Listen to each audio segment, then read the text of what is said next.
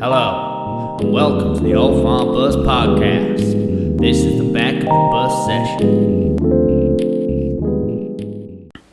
Hello and welcome to the Old Farm Bus Back of the Bus Sessions podcast. Today I've got a fantastic guest with me. I'm really excited about this one. I've snatched you from another podcast, but that is because you were speaking so beautifully, powerfully and poetically. What was that podcast? It was Ready, Mind, Set, I think. Yeah, or Ready, Set, Mind. Ready, Set, Mind, I think. Shit. Ready, Set, Mind. Yeah. And you can see that on Instagram. It's a fantastic podcast. I was on it, but last week you were on it and It was brilliant. So welcome aboard, Daniel James. Yeah! The crowd goes wild. We go mad on here, brother. Don't worry, I've got a daft little crowd section to put in there. Yeah. It makes it everything. The rest is shit now. You've hyped it up. Yeah. It's all downhill. So, brother, how are you holding up in these times? Honestly, doing really well. My business. You look it. Honestly, my business.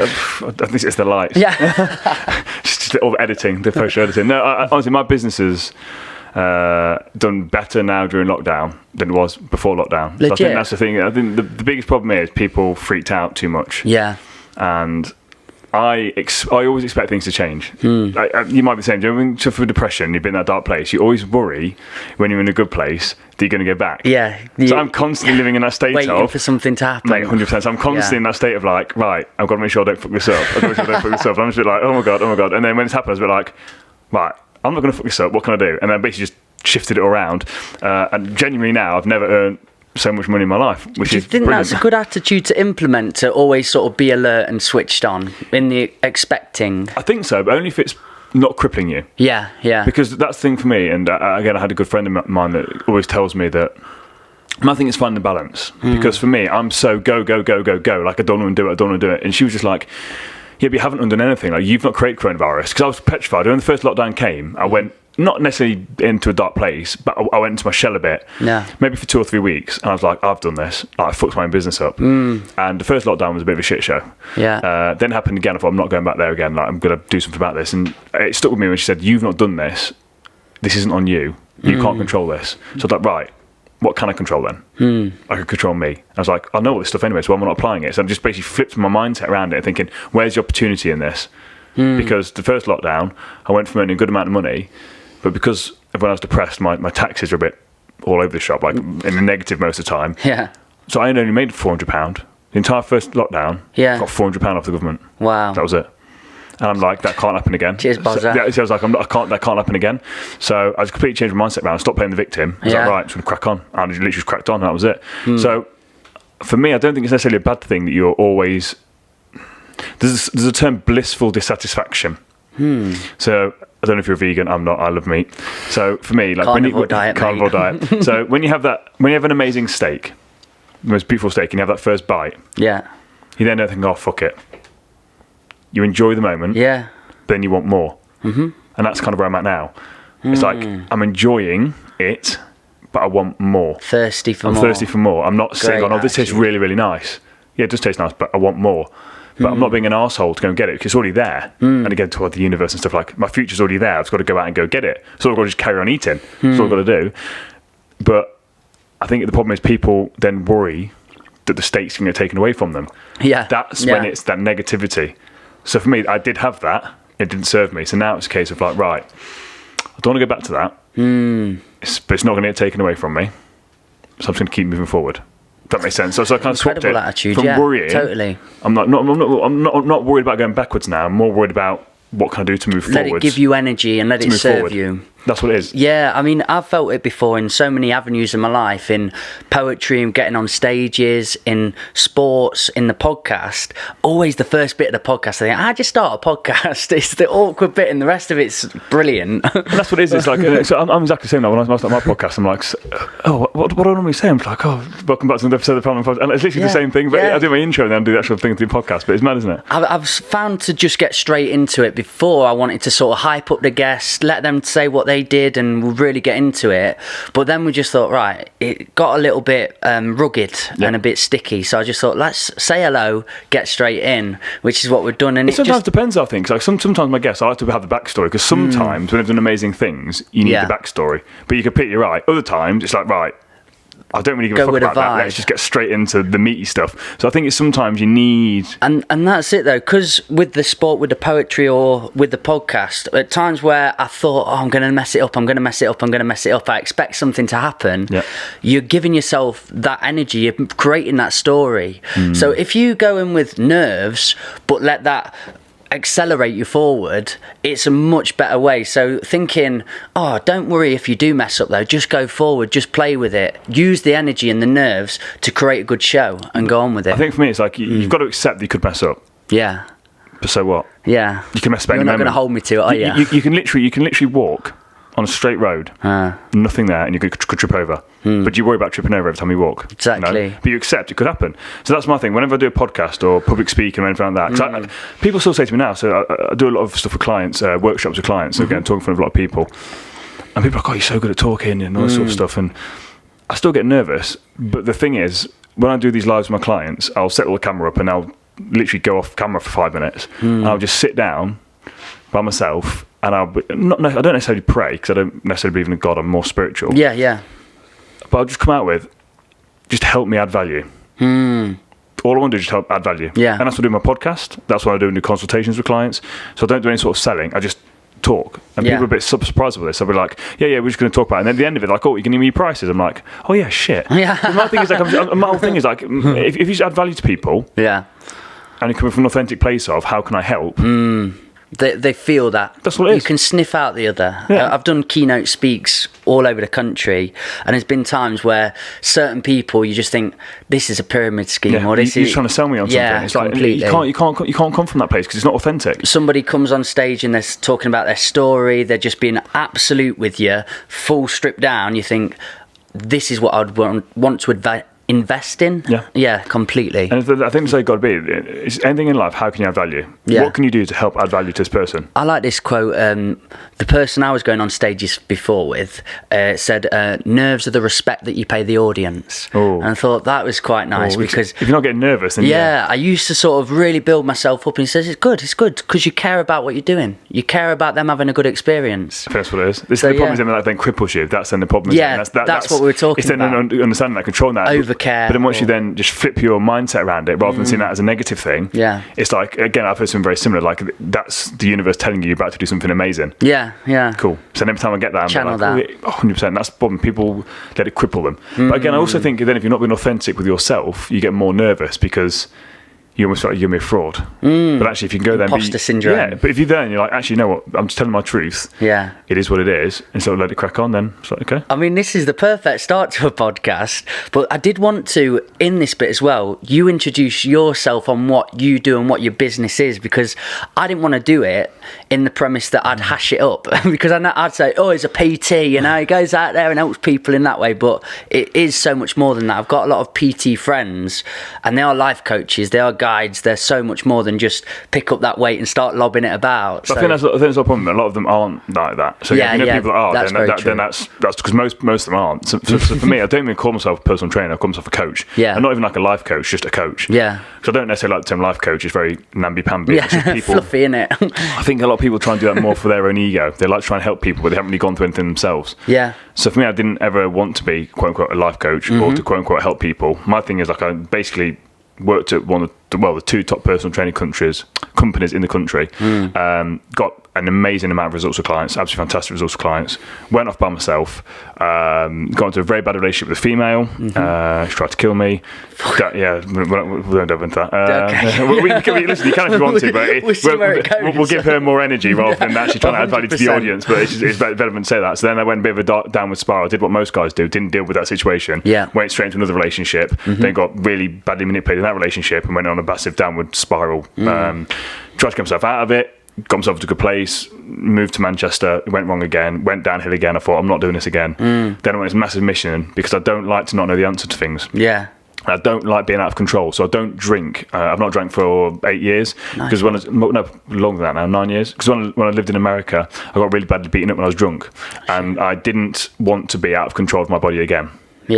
So I like to be in control, not in a crazy narcissistic way, but I like to be in control of myself. And I've always had that, but didn't know what it was. But my thing is like, I can't control anyone else. I can control me. So I can't control if someone's going to beat me up, but I can control if I can defend myself. I can control actually if I'm not going to let this situation escalate, so I can get out of it.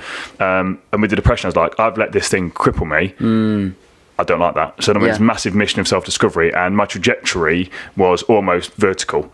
Like, it literally was ridiculous because I was just absorbing information. I was literally like an insane person. Literally a sponge. Yeah. I learned about law of attraction. I heard a lot of Tony Robbins stuff, and people going about cold showers. Right, what's this stuff about cold showers? And and I heard that cold showers can help with the mental health. Right, I'll take a cold shower. Is that to do? Is it a state of? Is it homeostasis they call it? Or yes. So there's loads of different people. Like, you got like Wim Hof now that goes on like cold showers, and there's loads of science. There's loads of science behind cold showers about how it's helped. But for me, the sole purpose of doing it's got nothing to do with the health benefits. I couldn't even care less about health benefits. I heard Tony Robbins say it, and he basically turned around and said that first thing in the morning, if you can wake up and take control of your thoughts, because you've got you, the real authentic you, and you've got the voice inside your head, and there's not a single day that you're going to want to go in that freezing cold shower, but you're telling yourself, no, you shut the fuck up, we are doing it. No, shut the fuck up. like a dog, you're telling you, sit the fuck down, I'm in charge now. Silly mindset. Yeah, straight away, bam, you're in charge. You're doing what you want to do. You're taking control of and it's you doing that first thing in the morning, cool. You take a cold shower, you don't enjoy it, but you're doing it because it's like cool, and it's straight away, you've then won the day. How long have you been doing it for? 2 years. 2 years. And is there a moment you look forward to it, or is it never?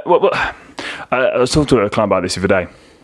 So I actually paid £300 to get my shower made to go cold. They couldn't go cold enough for me. So I got a plumber to come around and get this shower for me. And but I don't now do it as regularly because I don't need to. Because I've got my non-negotiables. So in my morning, my non-negotiables, I've got my gratitude journaling, meditate, read. In the evening, same thing. But if I notice I'm feeling a bit prickly, I notice my mental health is going a bit downhill. Only slightly, because I'm a lot more aware of it now. Right, get back in the cold showers again. So I have actually now started doing them again. So again, it's one of the things where I don't do them religiously, but I'll probably do them for 2 months, then take 2 weeks off, then back to 2 months. So it's just one of the things where, because I don't enjoy doing it, but there comes a point where you don't need to because you've got all the other things in place, that you can step away from doing that, if that makes sense. So that's basically the kind of place I want to get myself to. You don't know my mate Chris Meluish, do you? No. He's got a gym round here and he's been on a podcast, but he mentioned non-negotiables in your day. And it's something I'm really going to start tailoring to my life because I have it in certain avenues with filmmaking or writing. I always do that. But with my physique and fitness, because I've got an ACL rupture and an MCL and I can't get my operation in, I've not got a purpose necessarily with sport other than to feel good and look good, which should be a good motivator. But I've always been very competitive. I used to box, I used to play rugby, football, and I had a massive purpose for it. But I think I need to, that's one avenue in my life I really want to sort of sculpture and manufacture, to have non-negotiables in my day where I make sure I'm doing something for my physicality, because I've let that slip a little bit. But again, it comes to anything. It's just the basic things, like what you're not willing to accept. So you've got like, again, the non-negotiables, just like with mindset stuff, it's anything. So when it comes to recording a podcast, there's certain checklists you've got to do to make sure it's going to be a good podcast. Same thing. So what can you do in your day to make sure it's going to be a good day? To make sure you're not going to start smashing KFC, McDonald's, chocolate bars and drink alcohol. Like, some things like, what can you do? So first thing in the morning, you've got this amazing farm. Can you just go for a walk? Can you just go for a walk around? It's not you've got to just walk around the premise you've got a massive premise. Cool. And it's a non-negotiable. So if you see a drizzle, if you see some snow, you've got a coat. Got a coat on, just get it done. Out. But again, you're doing it. Then it's the thing for me, like with clients, when I say like, go and get your steps in. I'm not doing it from a fat loss point of view. I'm doing it from a mental health point of view. Yes, it keeps them more. Get them moving more. Yes, that is true. But I'll always say, when you're getting your steps in, listen to a podcast, listen to an audiobook, listen to your favourite music. You're doing it to put you in a good headspace. So you're being more active, but you're not doing it, Dan's told me to do this. Because you're not going to do it, you're going to resent it. But actually, if you enjoy listening to podcasts, which again, most people come through my podcast, they listen to my podcast, and then it's then a gateway to other podcasts. And some of my clients will say, like, I didn't even realise I like podcasts, but I started listening to yours and now I'm listening to all these other ones. Brilliant. That's absolutely awesome. But how good is it that there's all this knowledge and information out there that can help you? Cool. And then all you're doing is you're going walking, so you're killing two birds with one stone. So it's then getting your food in, preparing your food. But most people rather watch Netflix or sit in front of the TV and all that sort of stuff. Okay, well, is that going to help you? And the long term of that is a feeling of not achieving something or lowness. And the second you do, you look outside and it is drizzling, but you go, right, no, podcast time, go 5 minutes in. You're absolutely fine. Mate, you're buzzing. One of my clients, and I had him on a hot seat. So every month I get one of my clients to do like a bit of a hot seat for the other clients. And this guy came to me, and he, again, when he did his hot seat, his story, I didn't know how bad he was. All I knew is he came to see me straight from the doctors and been told he needed to take antidepressants. He didn't want to have them. Came to the gym. He said, and the gym owner said, right, go talk to Dan. When he was doing his hot seat, it turns out that morning he'd actually thought about driving his car into a lorry, ending his own life. Like that's how bad he was. Yeah. And when he literally sat like me and you are now, that far away, and he couldn't make eye contact with me. Literally head down, shoulders down, couldn't make eye contact. Complete changed his life. Literally complete changed his life around. And the other day, I say the other day. I always say the other day, it could be like 3 years ago. Yeah. So it was literally the other day. Exactly it was literally like a month ago when there's massive thunderstorms. I'd left the gym, driving home, and I see this motherfucker in a hoodie and shorts with this beaming smile on his face, just going for this walk. Wow. And I was like driving past him, beating my horn, and I thought, this crazy bastard. Yeah. But I messaged him and went, mate, I fucking living life. He's like, I didn't realise it was raining. Full on thunderstorming. I've got goosebumps. But that's the thing. But he's literally, for him, he's understood that that's one of his non-negotiables. Like, because his home environment's not great, so he'll go for a walk. He listens to his podcasts. He loves podcasts now. Learning, that's what it is. Like, I think for as human beings, we spoke about this before. Like, you've always got to be pushing and developing yourself in some way, shape, or form. But people don't, and that's the problem. They stay stagnant.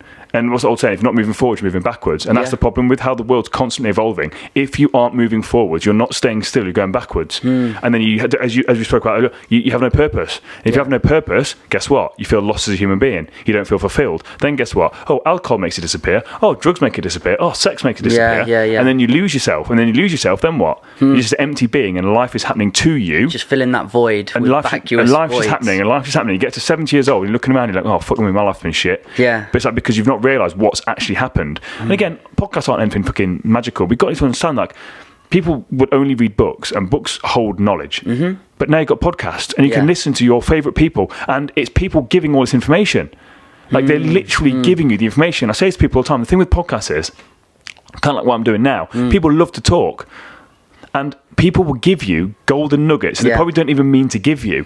So you get these top-end multimillionaires, they'll be on a podcast, and they'll let this one thing slip, this one book they've read, or this one webinar, this one person, bam, and you're open to hearing that, bam, go listen to that, it will change your life. That's the key. You've got to have your ears open for that. You've got to be waiting and expecting for them moments. Student of life. You've got to be a student of life. You have to be. You've got to have a high willingness to learn, but then along with that, you've got to have a high willingness to change. So the problem is, people are like, oh, I love to learn. They'll hear something that doesn't fit with their narrative. Oh, no. You've got to be willing to change. Because, again, when we spoke about your depression, my depression, the thing that got us in that place isn't going to get us out of that place. And the people that we are now, if we then start to go back to how we were, guess what? We're going back to how we were. We're not staying how we are now. But that's the problem. People aren't happy, but they're not willing to change.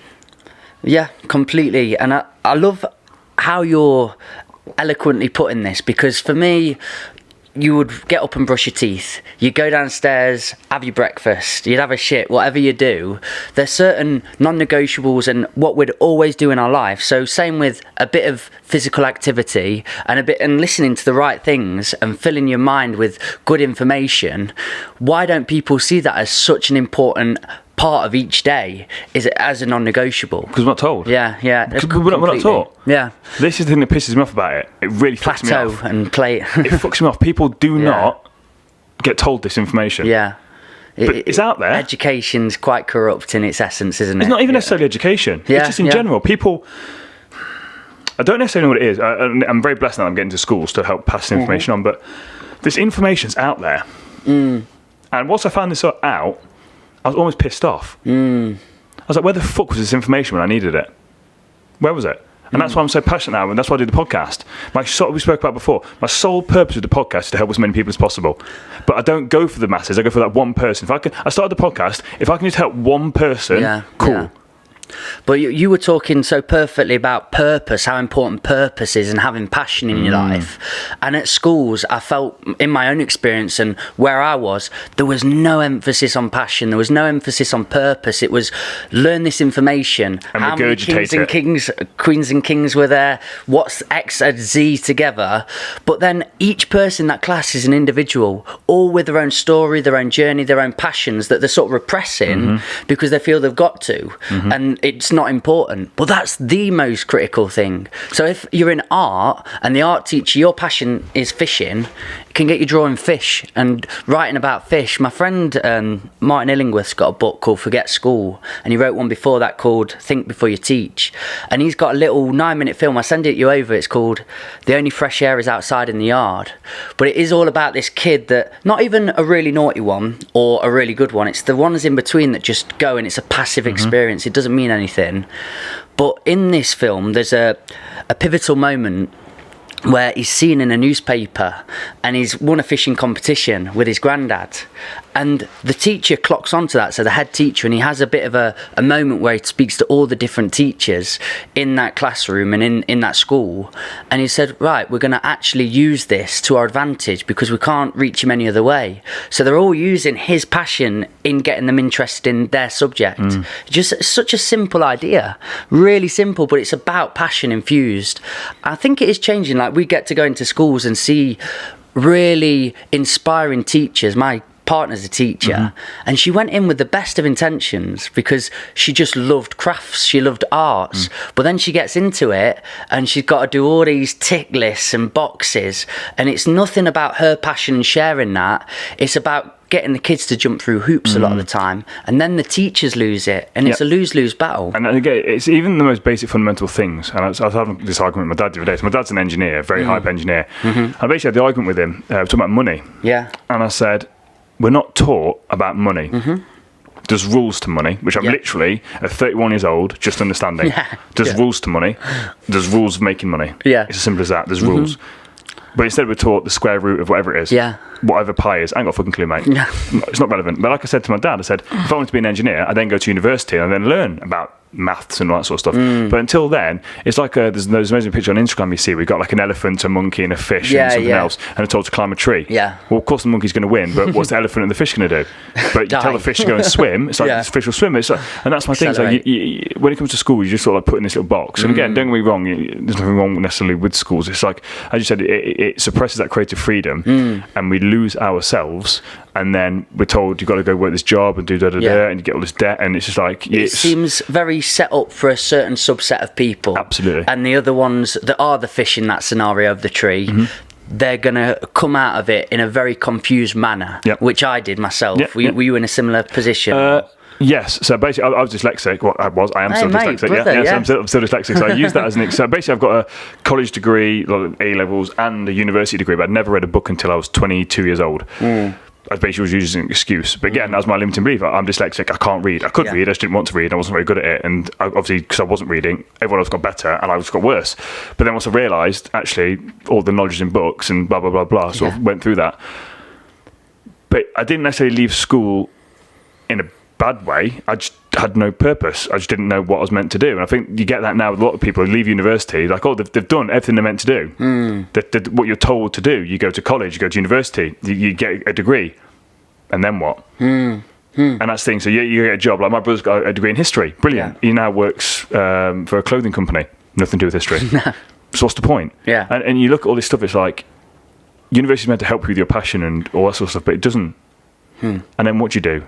And that's the thing as human beings, we're not, I believe we don't understand what our purpose and our passion is meant to be because we're not taught. And again, we're not taught how to talk to ourselves, we're not taught about our emotions, we're not taught to just sit there and be like, right, what do I want to actually do? And then if you've got this idea, we're then too scared to go and do it because we're told that we're not going to be able to do it, we're not successful, and all these limiting beliefs have been piled upon us, so we take the safe option and we work that 9-to-5 job, which again, some people love to do that, that's absolutely fine, but for most people, they don't enjoy doing that. Or I'll be rich one day, I'll do this someday, and then again, having a kid. And it completely throws them. They then have to play it safe to look after the kid. And before you know it, they give their life up for the kid. They then resent the kid. And it's just this whole vicious cycle. And you just look back and it's just like, at what point were you living the life that you wanted to lead? It's people following others' lives and following a rule book and not living their own experience and existence.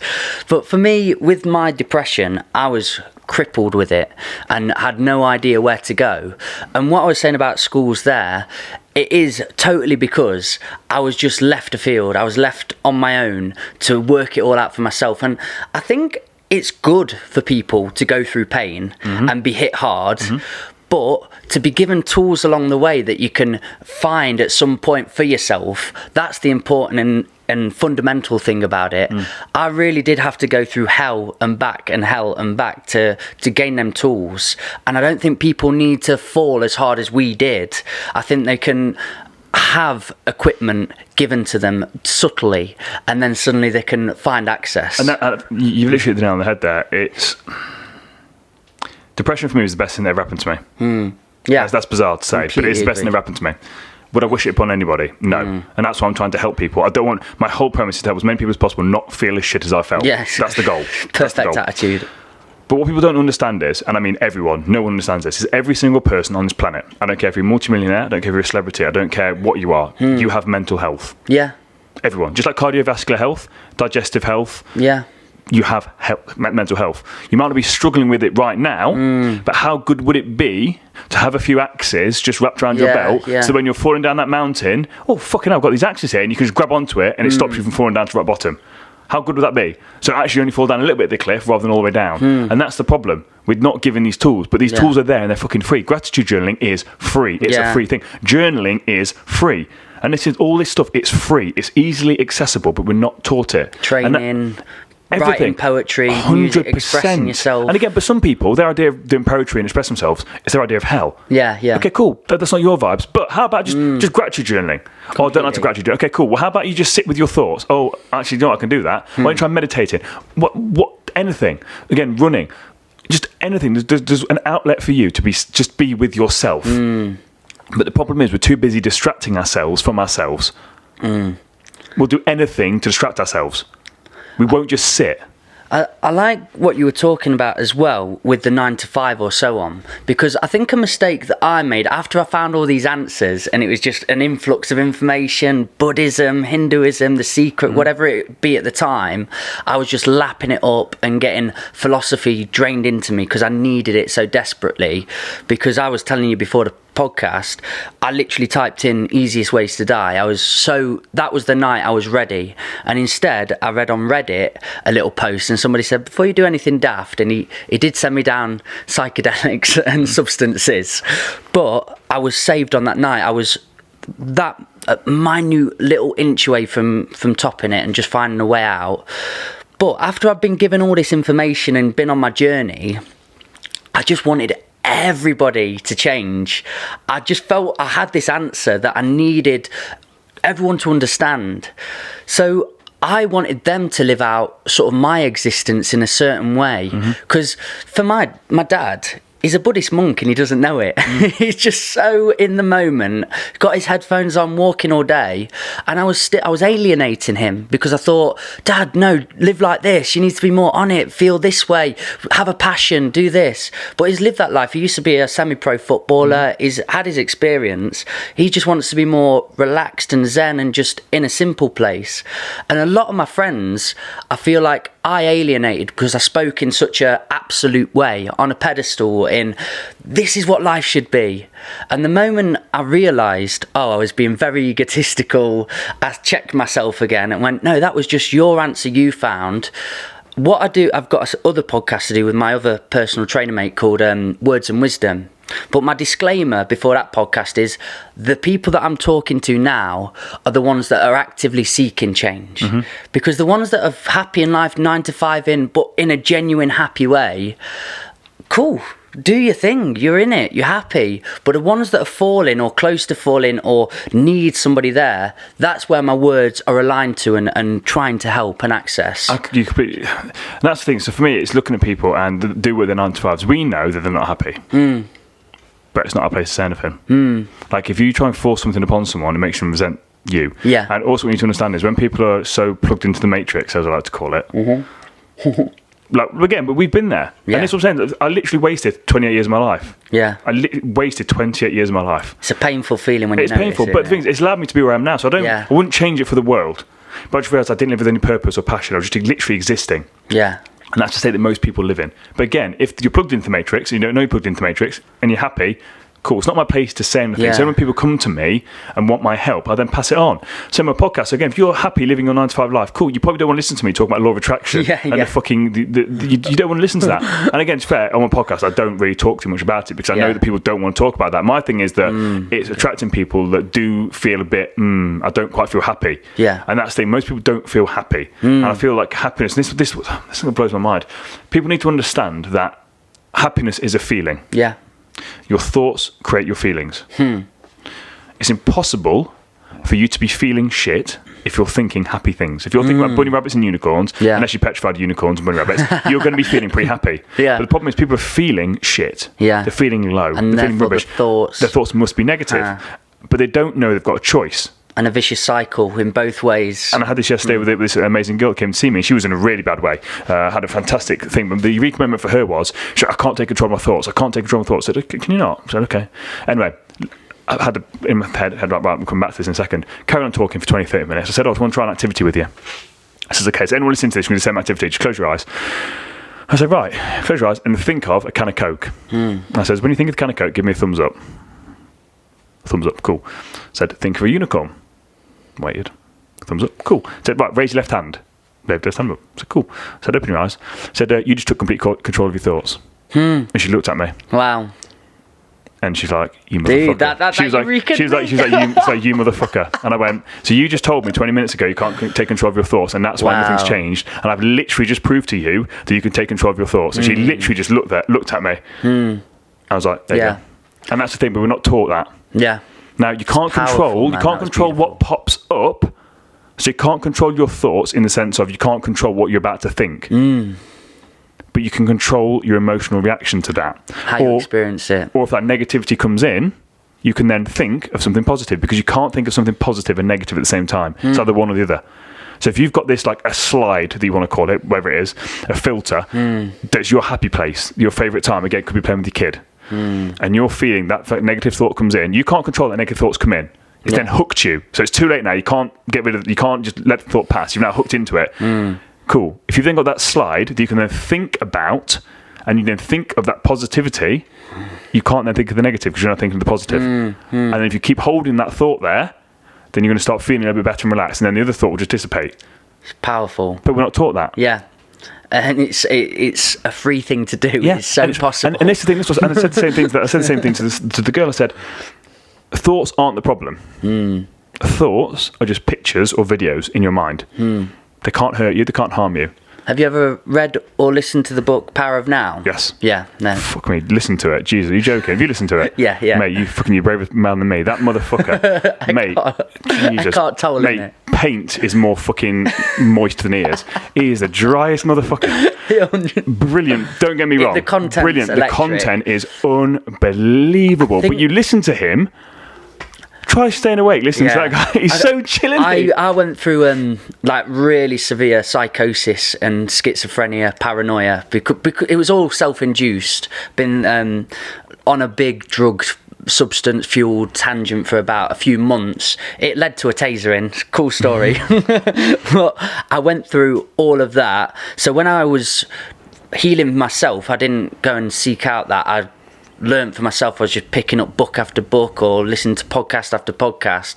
But when that one came on, unreal. That was and because I was really hyper listening in, I was so focused on getting better, because my best person in my life is my grandma, who's honestly raised me. I'm a nan kid through and through, and I thought she was trying to kill me at one stage. So I was like, no, Mikey, you're ill and you need help.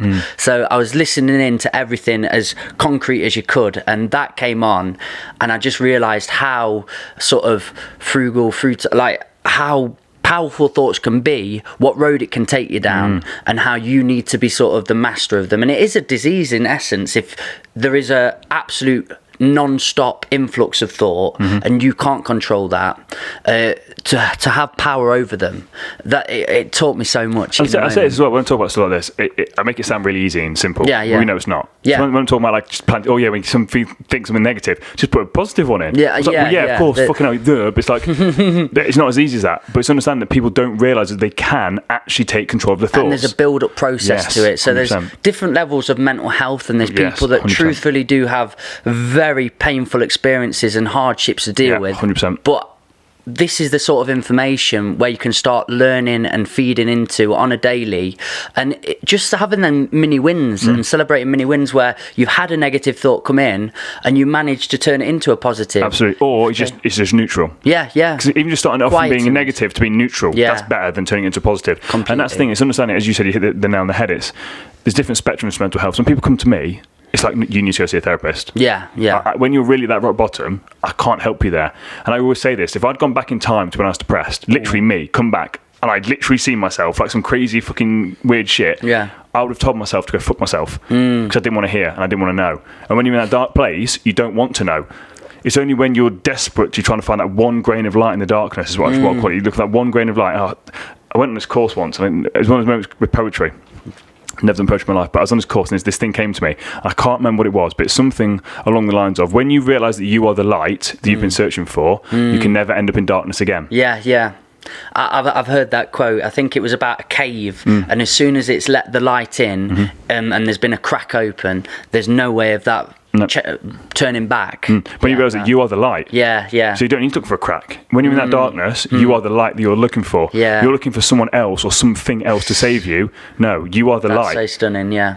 And it just came. This thing just came to me, and I wrote it down. And thought, bloody hell, that's quite deep. Oh, so that was yours? It was my one. Yeah. I thought we was trying to find that quote. But No. You smashed it. Once you realise that you are the light you're searching for, you can't be in darkness again. Dude, we're going to collab after this. You took me to a poet, but it's one of the things where it's. That was the most powerful thing for me when you realise that I'm in control of my life, and that's when, for me, that's the biggest thing, because people don't have that good relationship with themselves. They don't trust themselves, and they're always looking for the next thing to help them, like the next holiday, or or my partner will save me, or they're just relying on other things to make them happy. And it's always that constant searching for, when I get this, then I'll be happy. Or, do you know what I mean? I need this. It's like, you don't need anything. Isn't it beautiful with writing that? I mean, affirmations and quotes are stunningly good, and I used to have them all over my house and room until my baby took my room, so I had to paint it up nicely for her. But when you create your own, that's so much more powerful to you, isn't it? It means so much more. There's been times where, say, like, be the change you want to see. If you can interpret that into your own saying and make it something, it lasts longer. That's how I feel. That's why I went to poetry. I was talking my experience and taking in different philosophers and terms and quotes, but then managing to decipher it for my own meaning, and it stuck with me. And that's what you have to do, though. And I literally talking to one of my coaches about this the other day, is the problem is with the fitness industry, which again can be related to any industry and anything ever, is that people try and they'll hear something and they'll regurgitate it. Yeah. They don't understand. Yeah, you're not living it. No, you haven't. And this was it. I never talk about this. I have this conversation. I've got friends of mine that are therapists, full-on therapists.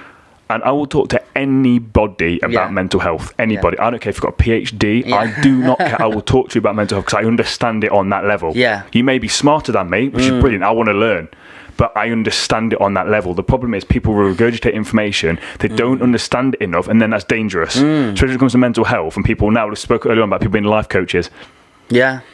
Are you really a life coach? Have you actually been there? Do you actually understand it, or have you just gone on this life coaching course and you now got this script to follow? This happens in all walks of life, man. There's trends, there's regurgitation, there's jargon to be spilled, and we can all, like we do at school, plant ourselves with the information and go and write it out and get an A for it, but living it out and truthfully representing that and helping people. Understanding the essence. Understanding, the whole fundamental essence of it is loving yourself. Yeah. Forgiving yourself and loving yourself. You can feel it with somebody that's been through true pain. You just together grow you reciprocate that. You get this energy and feeling where you go, yeah, you're on that path. I've not even spoken to you, and you get it. Well, straight away, you heard me talk on that live. Again, wasn't one of the best lives I've ever done. But you were like, you asked some great questions. You asked some great questions. Answered the questions for you. But you got it. I did. You said about why don't men talk? I explained why men talk. And some of the other questions but you understand, and that's the thing. The problem is when people don't understand mental health and people talk on mental health, they think those people understand mental health. It's only when you really understand. Again, using a sex analogy, to go deep on sex. It's like when women say, "Oh, I like a dom." Then they actually meet a dom, like, oh shit, it's like, oh fuck, same mental health. Twisted so, up. Yeah, it's like people are a bit like, fucking hell, like, oh yeah, this person helped me with my mindset, and then you actually meet someone that's gone through some shit and actually understands it and can actually understand it enough to regurgitate it and help you. Yeah. And they're like, oh shit, like, no, this person fucking gets it. And that's the thing. And like when you talk to someone that's had mental health, straight away you get it. You understand, like you can relate to it, and you've been through the same shit. The one thing in your industry I'm seeing more and more of is sort of the influencer market, and so I thought the eyes would go. But when you see the influencers sort of rising, they feel the need and look the need to be perfect and archetypal and 100% on it all the time. Yourself, the reason I wanted you on the show is because I just felt a really authentic conversation happening, and you're saying, listen, I'm not even the perfect form now, I'm always growing, I'm forever changing. I'm just interested on that as well. What are some of the things in your life, because I could listen to you now and think, you're so bloody inspirational, you smashing life, I'm down here, he's up there, but do you have some traits or habits that you'd like to work on still and build up? You have to, and that's the thing. I say to my clients all the time, I'm not perfect. I do not ever claim to be perfect. It's that same guy that said I spoke earlier on that was out walking in the thunder and lightning. So I was walking with another client, just walking around, and I basically was talking about him, and I basically turned around and said, basically saying like how well he's doing, blah blah blah blah. Anyway, we happened to bump into him on this walk. So he was out walking, and we happened to bump into him. I thought, fucking hell, this is the universe. Anyway, he then says, "Oh yeah, I saw you the other day." I said, "Oh, did you?" And there's a roundabout near where I live. Basically, it's 3 lanes, and what happens is the right lane is to turn right, but people take the middle lane to try and go right. And what happens if you're not paying attention, people cut you up and you could crash. So I was in the right lane. I know exactly what Dave was talking about because it happens all the time. But I was then driving, and this lorry nearly went straight into me. And this his name's Ash. He won't mind telling the story. He goes, "Yeah, so the other day I was behind you at the roundabout in a red van. You didn't know it was me because I don't normally drive this red van." He says, "I saw this vehicle about to cut you up." He's like, "I leaned forward." I was like, "Oh, what's he going to do here?" and then then the guy cut you up, and he went, "And you didn't do anything." And I was fucking fuming. I was expecting you to be winding your window down, chasing them down, swearing at them. I was just like, I'm not going to lie. Sometimes I probably would. But on that particular day, I was clearly listening to a podcast or something where I was in his chill set, and I was absolutely fine. But I turned around to him and said, like, and he said, and I thought to myself, what the fuck is wrong with this guy? Does he not like have any emotions? I said, no, you've just clearly seen me on that good day. And I said, I still do have bad days, and everyone still has bad days. But I normally, when I have bad days, it only lasts a couple of hours because again, my non-negotiables, my morning and my evening routine. So even if I have a bad day, my evening routine will help me. So if again you have a bad day, evening routine, bam, it then means that you can't actually have a full bad day. It's only a bad few hours because by doing your evening routine, you're back on it again, if that makes sense. And just to flip to your point about the influencer stuff, and this is again, when I was at the height of my depression, which people won't really understand this, it's still on my Instagram. If you scroll down to the bottom of my Instagram, all my pictures still there. So I'm actually a contracted model. So believe it or not, my long COVID hair. So I'm signed up with 3 agencies, and I've been on the front cover of magazines. I'm actually in Ann Summers on one of their products. I've been in Brides magazine. I've been on all sorts of stuff, mate. The fucking toilet cubicle adverts. But at the height of my depression was when I was at the height of my modelling. And if you licked, you can look. You can lick my phone if you want to. If you looked back through my Instagram, you would see this lifestyle that I was leading. And it was completely false. So when you talk about influencers, this is what people don't understand. People put these influencers on this pedestal, but I guarantee most of them aren't. And again, I think on the live I spoke about. So for me, and again, it's about having the 9-to-5 job. For me, the sad thing in the society is, when is being a good person not enough? When is working a 9-to-5 and being a receptionist not enough? When's being a good mother not enough? Why do you have to be this influence lifestyle with this amazingly tiny body and all this sort of stuff? Because I'm telling you now, they're not fucking happy. You can be happy being a receptionist. You can be happy being a full-time mum. You can be happy earning minimum wage. You don't have to have all this money. The problem is with these influencers, they're so fucking miserable. Most of them, stereotyping massively, they're so shallow and lost as human beings. They're completely pulled into this sort of pendulum vortex, I call it, where their energy has been extracted for these companies, and they're just being used for their bodies and how they look to lead this amazing lifestyle where they're probably in a shit ton of debt. And then you've got this single mum that's looking at this young 18-year-old that's a size 6 thinking, oh my God, I wish I had that. When you've got this young model that's probably looking at the mum thinking, oh my God, I wish I had a husband that loved me unconditionally and I wish I had a kid. But they're both looking for the same thing. Just to be happy. But they're all comparing themselves to each other, and the whole thing is about comparison. It's like, you've got to just unplug yourself and see what's going on here when it comes to influencers. Most of the influencers wrapped up and warped into that lifestyle. Yeah, 100%, mate. So like, there must be other influences in the scene where you're looking at each other and still comparing, still going further. Yeah, that's what I'm saying. Yeah, I look back to one of the photo shoots I did. I was on the front cover of this magazine with these two women. They're absolutely stunning, mate. Two of the most stunning women you've ever met. Absolutely incredible. I'm there topless. Mrs. in there. I'm absolutely shredded. I'm six-pack shredded. Everything that a guy would want to look like. Yeah. I cried before the photo shoot. I cried during the photo shoot, and I cried after the photo shoot. Yeah. And there's one particular moment in this photo shoot. I had to take my top off, and it's in this guy's house. And I had my little like changing room, dressing room thing, and one of these models came to get me. And she fucking saw me looking in the mirror, and I was fucking like about to cry, or just been crying, I can't remember. And she went, what the fuck's wrong with you? She's quite like a straight talking woman. Good. She went, what the fuck's wrong with you? I says, I feel horrible. She went, are you fucking joking me? She went, you look fucking unreal. But she didn't say it in like a big headed boost my ego way. She was saying it in a completely genuine, what the fuck is wrong with you? Yeah. And I was just like, oh no. And she went, take your fucking top off and get the fuck outside. I was like, okay, yes, boss. Yeah. And so I did the photo shoot. But it's only now I look back at hindsight, I thought, fucking hell. And it's you're so wrapped up in this, you can't see how bad you are. Yeah. And all you're trying to do is impress everyone and convince everyone else that you're okay. You're trying to convince everyone. The only reason I was loving my modelling, mate, was I was trying to get girls to sleep with me. Yeah. I was going to ask you to dissect that part of your life. I'd love to hear about it. I was literally the most miserable I've ever been, and all I wanted was validation for my existence. I wanted people to like me on Instagram. Yeah. I wanted people to sleep with me. And I'm not going to go into... we had a massive problem with sex, like a fucking sex addiction. And I'd take these same girls to the same fucking restaurant. Different girls to the same restaurant. Yeah. And the conversation was exactly the same. You literally live in Groundhog Day. Mate, it would literally be just talking about me being a model. Yeah. And all they'd want is me to be a model, be on these dating apps, and they'd literally love the fact I was a model. Didn't know anything about my life, didn't care anything about my life. I didn't care about their life. It was literally just an empty, shallow shell of an existence. And it was fucking grim. It was fucking grim, mate. And it's... How old were you at this point? Fucking hell, mate, I ain't got a clue. But in your 20s? In my 20s, in my 20s. And it's just this miserable existence. But all I wanted was people to like me. I loved people saying, oh, you look amazing. Because it made me feel something. It made me feel what I now have for myself. It made me feel worthy. Like, oh my God, someone's... I am better than you. Yeah, I've got a good body. Yeah. Have you always been a thinker, though, as well? Because it must be very confusing and hard for somebody that's constantly thinking and on the precipice of the matrix and outside of it, and then being so indulged in it. I've always been a thinker, so I don't know if you had this, with my dyslexia, I had to do some tests. So I got diagnosed in secondary school, and then when I was at college, I had to do some tests.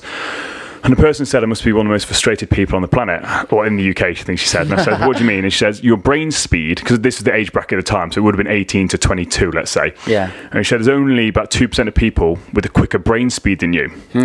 But she says, your short-term memory is almost non-existent. So basically, she's like, you must be so frustrated. So this is the problem. I talk really, really quickly, as people probably notice. But for me, I'm talking normally.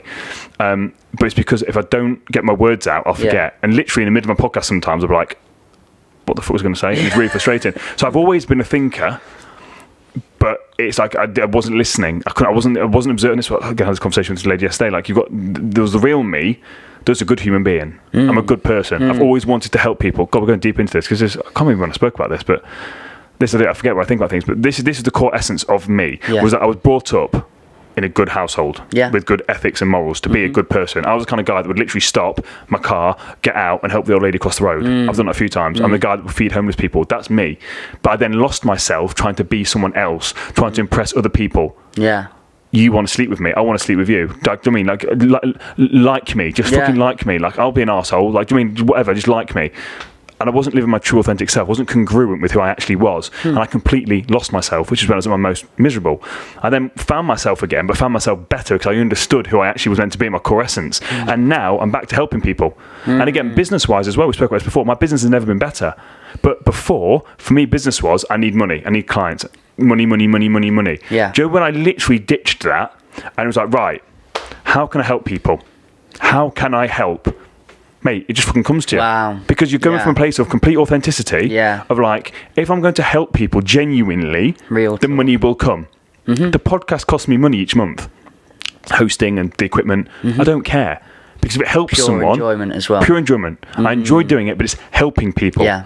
And that's the thing for me. And then like yesterday, I was talking to this girl for 2 hours. And she said, why are you trying to help me? Like, I'm not paying you for this. Yeah, I know. But I tell you what, when you leave here and you text me in 2 months' time saying how amazing you're feeling, that's all I need.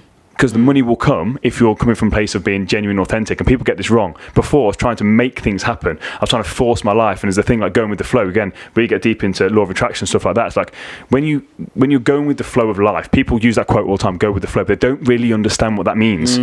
It gets very elusive. Yes. The universe will give you what you want. Yeah. What you want in life is there. Mm-hmm. The problem is you've got to, it's like a restaurant. The analogy I use is to go to a restaurant. This is how I learned it, law of attraction. The secret is like a kid's book. You really go deep into it. The problem is people don't tell the universe what they want out of life. It's like going to a restaurant. You have to put your order in. Mm-hmm. You look at the menu of the universe. What do you want? You put your order in. The waiter takes it. You then don't worry about how the chef cooks it. Which is what people do. They worry. Well, how am I going to get it? How am I going to get my mansion? How am I going to get the kids? How am I going to get this? How? And you get crippled. And what you're doing is putting negativity out. Out. Whereas if you put your order in, this is what I'm going to be. I'm going to have a 3-bedroom house. I'm going to have a fire pit. I'm going to have a Rottweiler. And I'm going to have a Nissan GTR. Yeah. Off you go. But then what do you do? Live life. Live your life. Take action. Yeah. And then not sat there waiting for this fucking thing to come.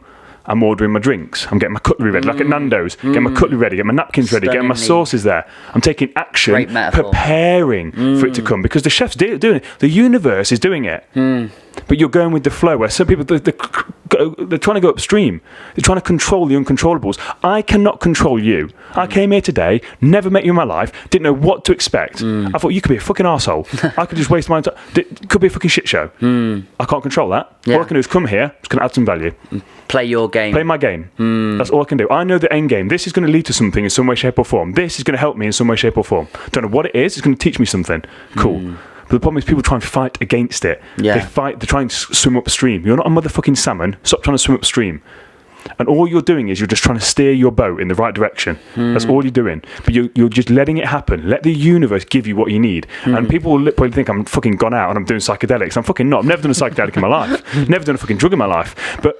But this is when you understand it on this deeper level, you understand why people are so frustrated. Yeah. Because they've not put their order in. Yeah. Or they're trying to fucking bully the chef.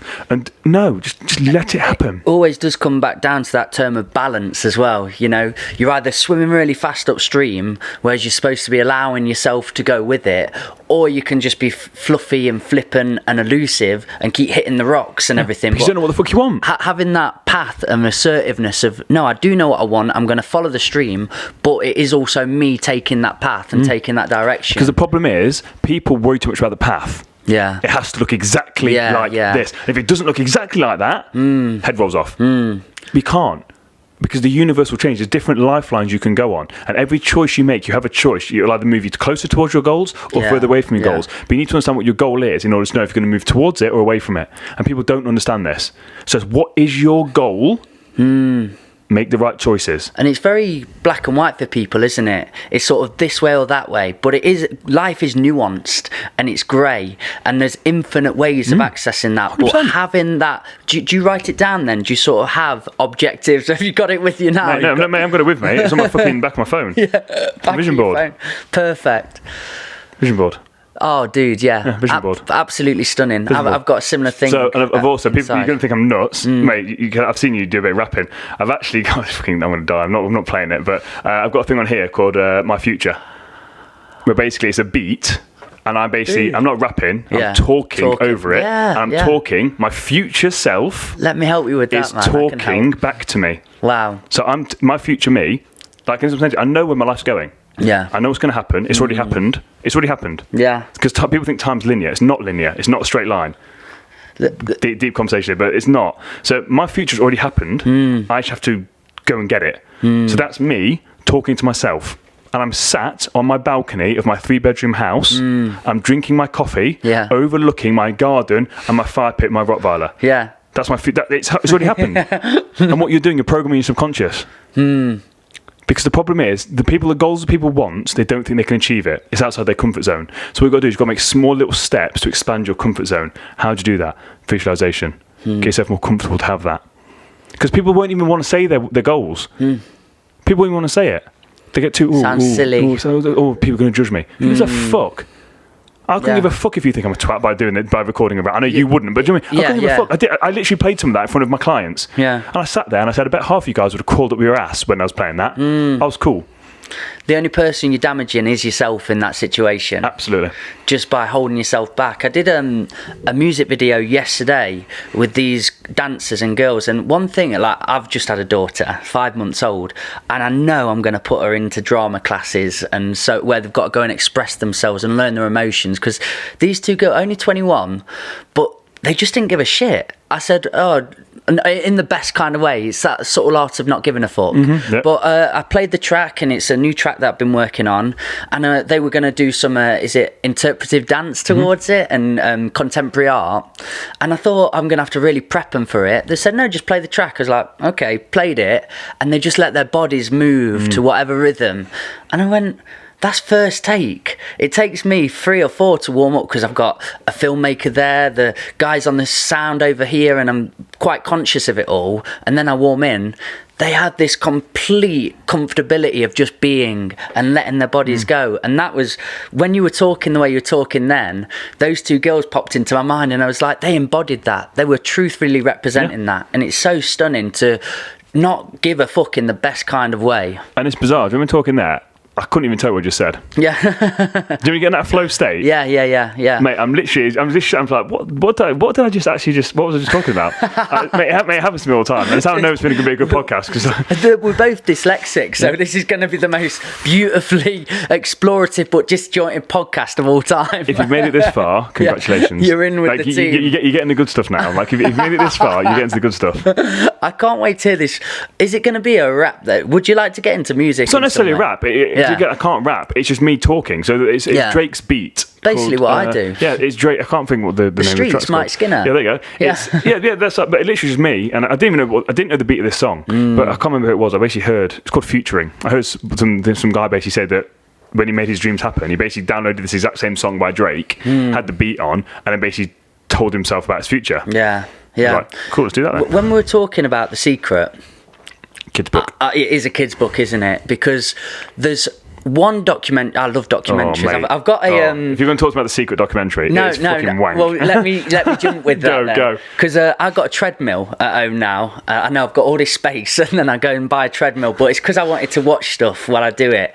So I've got this documentary on, and the one that really appealed to me was Deadly Calls. So I'm looking at it, and the first one that come up was about The Secret, and it was a guy on there. I think I had his name down, actually. Let me just find it. It was here he is. James Ray. Have you heard of James Ray? He was in the documentary quite often in that documentary, and he was the first on this Deadly Calls. So what he did was use it as a pyramid scheme. He's got all these rich people coming in, he's American, and he's giving massive talks, not authentic, but he's getting them to buy into it. Eventually he took them to Arizona, or where the deserts are, like really hot, and he was doing sweat camps there. Oh yes, have you heard of this? Yes. And he was making them sit through these sweat camps, and they had to pass these stages. Yeah, and they died, didn't they? Some died. I think there was 90 of them die, and they said the police turned up, and they were just swarming, running out, and their skin was literally dripping, like falling off of them, like they'd been cooked. And that was because I've watched The Secret, and I'd heard about the law of attraction and so on, and I think I lived my life in such a way. But when you hear people like this take it and then misconstrue it or use it as a sales tactic, it completely taints it, doesn't it? And people don't want to go on that path. Oh, The Secret, law of attraction, that's tied to this corrupt person. So it did that to my heart a little bit as well. It kind of tainted it. But how you're speaking, putting yourself in these situations, making yourself go out there, knowing what you want. So if it's me with poetry and getting to certain stages, that takes me going to London, then to Bristol, to Brighton, all around the country, and then you meet a person or another, make networks. It's me going out there with intention and going out there. And I didn't need a sort of be told how to do that. As soon as you get given that gift, it's yours to interpret and yours to take out. Absolutely. And it's how you were speaking then fed my soul, because I kind of got that then, where that tainted it watching that documentary for me. Does that make sense? That's what it's called. With anything, like I was saying off Spider-Man, with great power comes great responsibility. Yeah.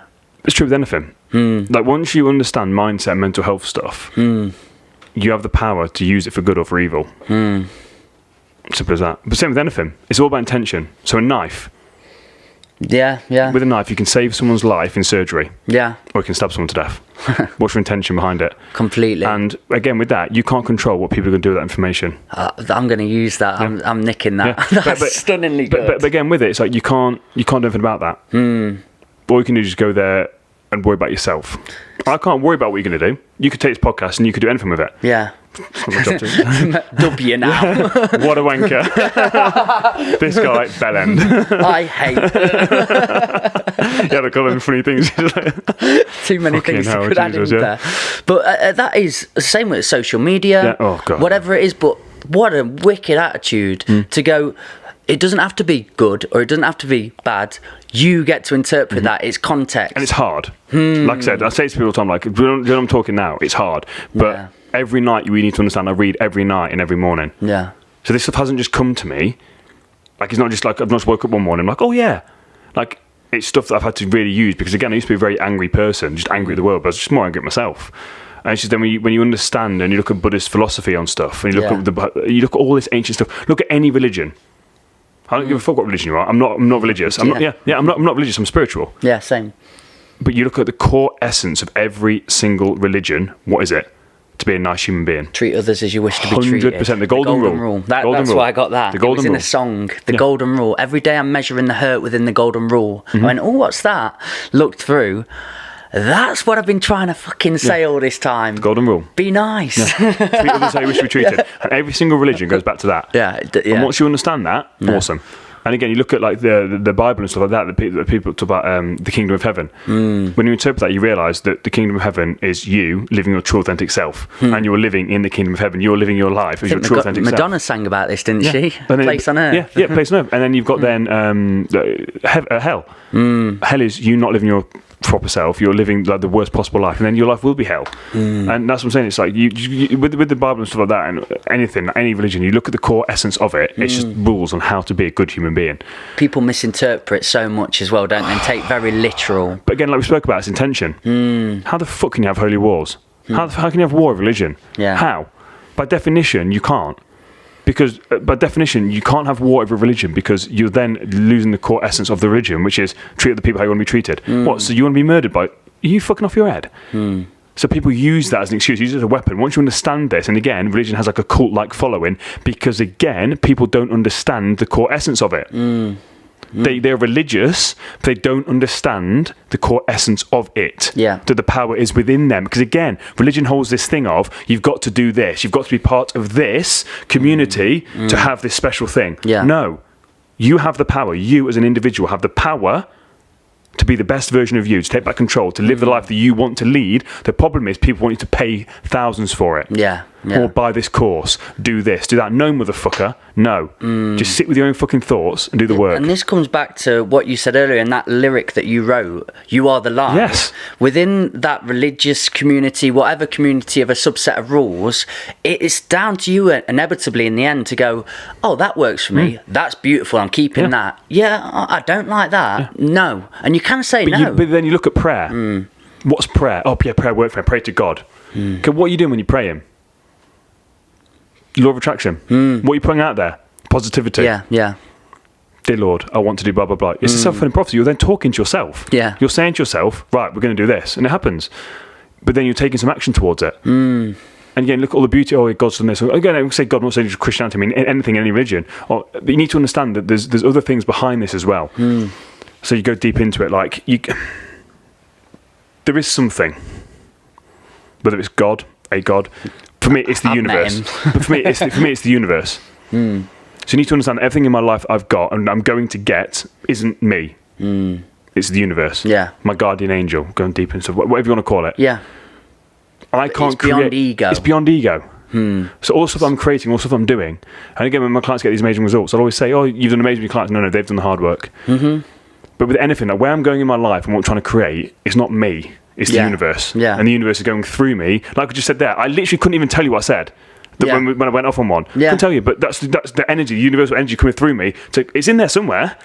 As a writer, you know that's when your best stuff's emerging, is when it's just coming through you. But you haven't wrote that. The universe has come from the universe. The ego self, or the characterized self, it comes out very contrived or jarring or saturated, because you're trying to use too much thought. Too much of I. Yeah, I. And the real sense of self comes out when it's just...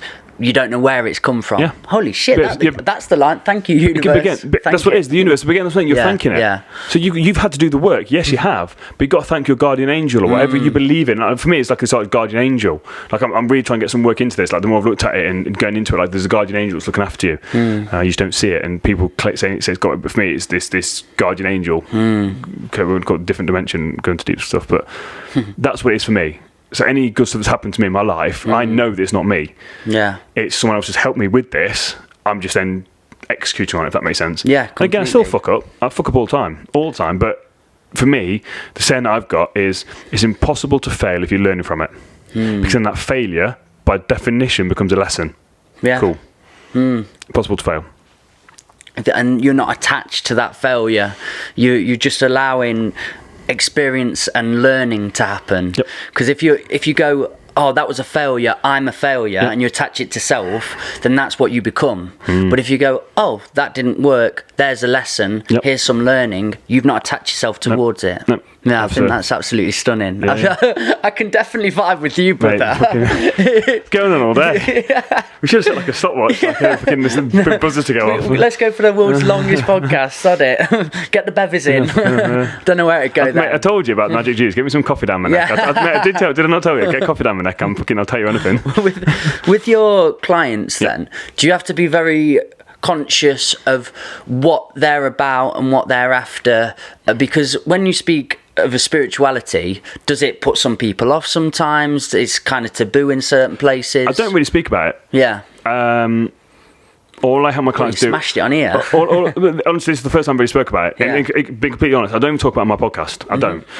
The first time I actually spoke about law of attraction, the first time I ever spoke about it, I had a guy called Michael Logier on my podcast. He wrote The Secret Behind the Secret. That's one of the books that saved my life and first introduced me to the law of attraction.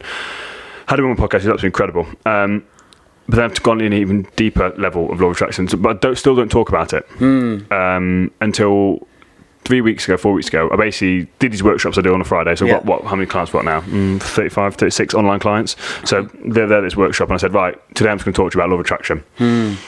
Basically what I did about that, going with the flow, setting your goals. But again, basically what I said to them was, everything I've taught you about what's your north? I say, where are you going? What do you want out of life? Doing your gratitude journaling in the morning, positive intentions, like putting the positive energy out. I said, all this stuff I've got you to do is law of attraction. Yeah. I haven't said it's law of attraction. So basically I've turned around and been like, surprise, this is what it is. So this is what it is. But I said, like, but they all got it. And I was very, very nervous about talking about it. So I didn't know how they would respond to it. But every single one of that felt like, fucking hell yeah, everything you say makes complete sense. But it's understanding the stuff that I get my clients, I don't ever mention spirituality, I don't mention fucking religion. Yeah. I'm just helping them take back control of their thoughts. I'm helping them understand what's going on in here. I'm helping them understand their identity leads to their thoughts. Their thoughts create their belief systems. Their belief systems then create their vision. So their feelings. Then their feelings lead to their actions. Actions lead to results. Results lead to confirmation of their identity. This vicious cycle that they're in. Yeah. I help them understand their thoughts, their feelings. Understand that everything in life is because of a feeling. You have this trigger, this feeling. You then take an action to get a reward, which is also a feeling. So at the minute, let's use fat loss. Most people come to me for fat loss, but I don't give them fat loss. You get people to come in. You don't give them what they want, but you also give them what they need. And that's basically what I do. So I get you fat loss. And the way I like fat loss for me is I call it boiling the kettle. So everyone knows that boiled kettle, I love analogies if you haven't noticed. I fucking love it. I'm all about it. I'm imagery based. 100%, that's what I'm saying. So I say to my clients, it's boiling the kettle. So people come to me and want fat loss. Cool. The whole thing is when I get X, then I'll be happy. Right, okay, you won't be, but you will by the time we get you to X. So we fill the kettle up. The old saying, watch kettle never boils.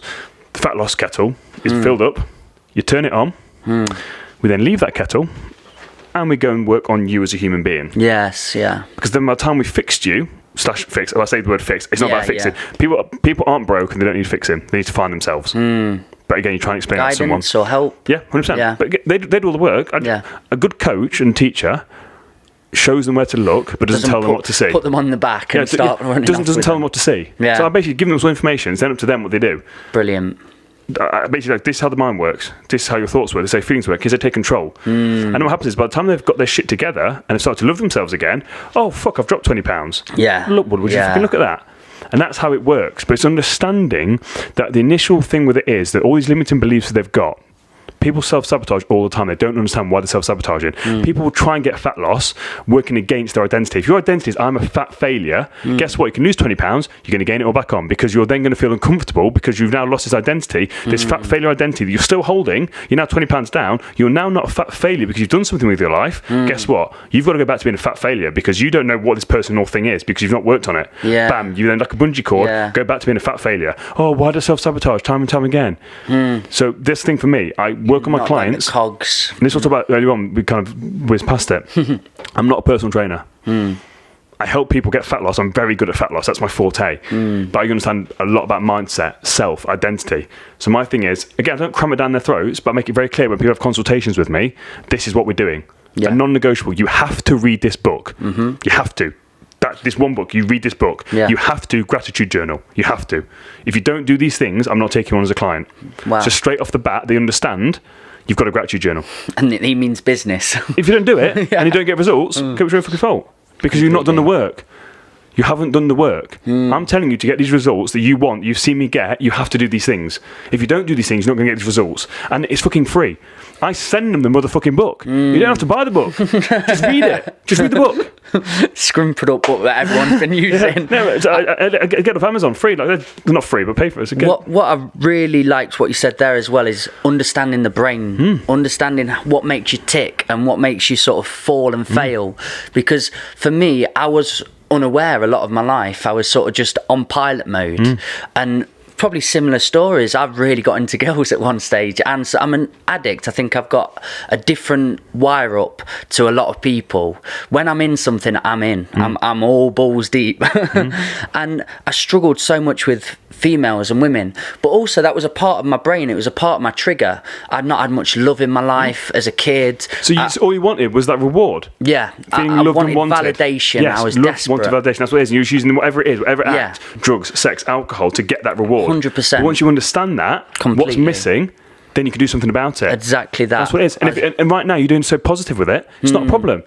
There's no problem with you having an addictive personality if it's doing this and it's not ruining your life. Now, if you're spending every second here and you're neglecting your wife and kids, that's then a problem. But to go all in on something, that's amazing. But to go all in on fucking drug addiction, alcohol, that's when it becomes a problem. And that's what I was alluding to with the brain. If you know about self, you know about your brain, and you can really work out sort of what rises your dopamine, serotonin, all those sort of aspects of you, and what feeds you and what makes you a better person. Because for me, when I was looking down my social media, I was looking at loads of boobs and bums and just thought, Mikey, when you look at this and you feel something inside you, what is it? Is it an urge? Is it an impulse? So I just pressed the mute button. I started doing that a little bit more. And then I thought, well, I need to be working on things though, because I'm that person that has desperation to be achieving and making something happen. So start a podcast up, look at doing filmmaking, get into something, tried training and fueled it in a different way. And I used my negative aspect of myself and the negative traits and just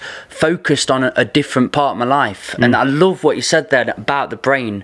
I think the people that are unconscious and just living on, stone in the shoe, feeling uncomfortable, sit down, do the laces, but take a moment to go, right, what is this? Where's this pain coming from? Why is it perpetuating? What are you running away from? Yeah, there you go. So I took a long time from my life to actually take that sit down, remove the shoe and put the shoe back on.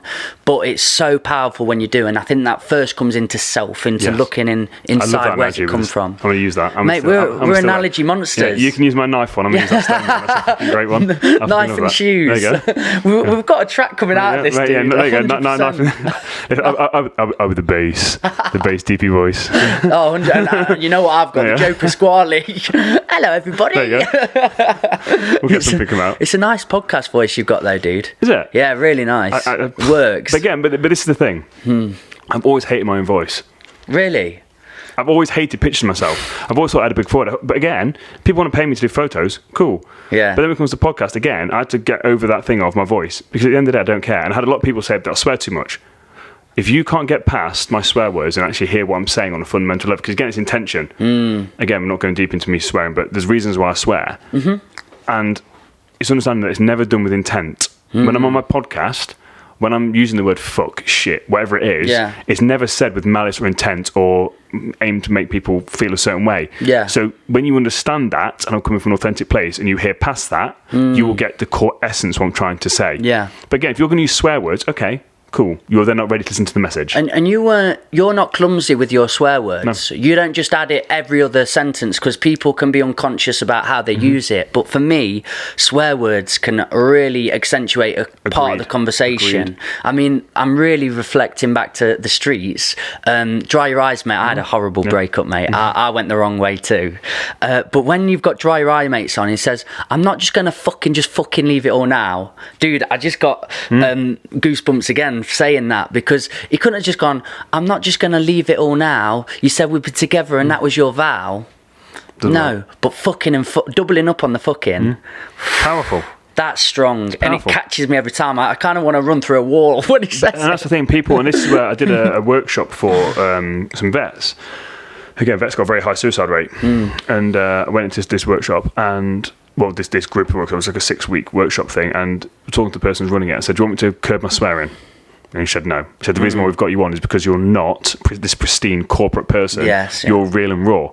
Cool. Obviously, when I go to schools, I can't drop F-bombs. You fucking dicks. But it's like, I can tone it back and say to people, like, I swear to, not even, I don't do it intentionally or consciously, but when I'm meeting a girlfriend's parents for the first time, I'm not dropping F-bombs. I cannot swear. It's just like, for me, I'd rather just be my authentic self. So I'm doing my podcast, I swear. I don't say sorry for it. Now, some podcasts I've done, I have actually had to put a disclaimer because I've gone over the top, and I don't even know why I've gone over the top. But it's never, again, done with malice or hatred. But well, it's because you're doing a podcast, you're live, and then sometimes you're just so in the conversation, and it's just comfortability. So we probably listened to a podcast back before where you've said like all the time. We've got a little click words, and you just get better over time at having conversations. But swearing's a good one for me. When I've found my real comfortability with somebody, I'm like, so it was fucking kind of fucking. I'm like, what am I doing? Dropping on. But definitely, I think it can help a part of a conversation. You should see when I've been on here and I've had younger people on or so on, well, any people, and the moment they've swore 30 minutes in, and they went, oh, can I swear on here? And you go, yeah, of course you can. Say what you want. Fuck, poo, bollocks. And then they just relax. You're not constantly thinking about, So, it worked. Authentic self. I was going to go into your podcast then a little bit. I mean, I thought we're smashing this, dude. Are you on a time limit at all? A mini time limit. I've got to be back in the gym. You have got a life to live. I've got something at 5:30. So. I'll jump you in a little bit then, just to your podcast. How long has it been running for? What was the catalyst of wanting to start a podcast? And were you inspired by lots of other podcasts to sort of make you go down that path? So it's been going for over a year now. So it started just before the first lockdown. It's literally just before the first lockdown. Like I said, I wanted to basically do it live, face to face, and then lockdown hit. So I moved it all on Zoom. And that's the whole premise of the podcast, help people both mentally and physically become the best versions of themselves. And again, with that, so it's not just about fitness. I rarely talk about fitness or fat loss. I talk about mindset stuff, because as I said, for me, that's the core essence of it. The analogy that I use is someone's on one side, like the Indiana Jones. So they got the chasms, you've got the rickety wooden bridges. So you're on one side, you want to get to the other side. And my whole thing is, what people don't understand is there's things you've got to go through. So you've got the fundamental pillars of fat loss, which is your planks of wood. So you've got you could be in a calorie deficit, doing your cardio, nutrition, whatever the fuck you want to call it. They're the planks of wood. But you've just got floating planks of wood. So you need the rope that holds it all together. That's your adherence. So you've got to be able to stick to the plans. You can have the best planks of wood ever. The finest custom-made hand mahogany wood things. And anyway, brilliant. Talk to me, baby. All scientific and whatever it wants to be. But if you can't stick to it, it's useless. But now you've just got rope and some wood attached to it. You then need those big fat fuck-off things that get dug into the ground. To one end, the pillars go each end. That pillar's your mindset. That's your mental health. Because without that, you're not going to stick to anything, which then makes the whole planks of wood useless. That's my philosophy. Everyone knows how to get into a calorie deficit. Everyone knows about nutrition and training, but not many people know how to take control of their thoughts. So for me, I learned so much from podcasts. So I was like, cool, let's just do a podcast. And again, I don't do any sort of selling. I don't run any sort of adverts on it. I don't intend to run any adverts, obviously, unless I get a really good fucking sponsor that's going to help me with my vision, because my vision is to help as many people as possible. That's my vision. I don't want to be a sellout. I'm not doing it to make money. That's not the premise. The premise is I want to get some amazing people on that've gone through some shit that can help people going through similar things. So I've had a lot of people on there. I've had Olympic Team GB athletes. I've had an Olympic gold medal Paralympian. Olympic or Paralympian, that's the word. I've had comedians on there. Mate, I've had absolutely all sorts. I've had some incredible guests. Again, Michael Lodge, the Law of Attraction guy. All over the country? All over the country and America. So most of my guests are American. A few Canadians. But the majority of them are American. I've had the gangs, Crips and Bloods. Yeah. I've had a Blood.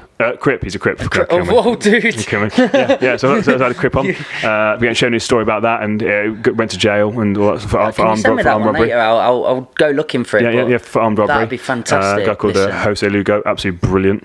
Man. Yeah, it's absolutely incredible. It's another thing of technology, though. When people speak in absolutes of, it's a bad thing, look what it's doing, look what opportunities it creates. And that's what it is. And that's the thing for me. So my podcast is just completely genuine, pure, and it's my little baby. I absolutely love it. And again, sometimes I go on myself. I've got 2 co-hosts as well. So normally it's either me that's talking or I've got a guest on, or sometimes I'll have my co-hosts. So my co-hosts are 2 young girls. They're like the yin to my yang. I'm very fucking fiery.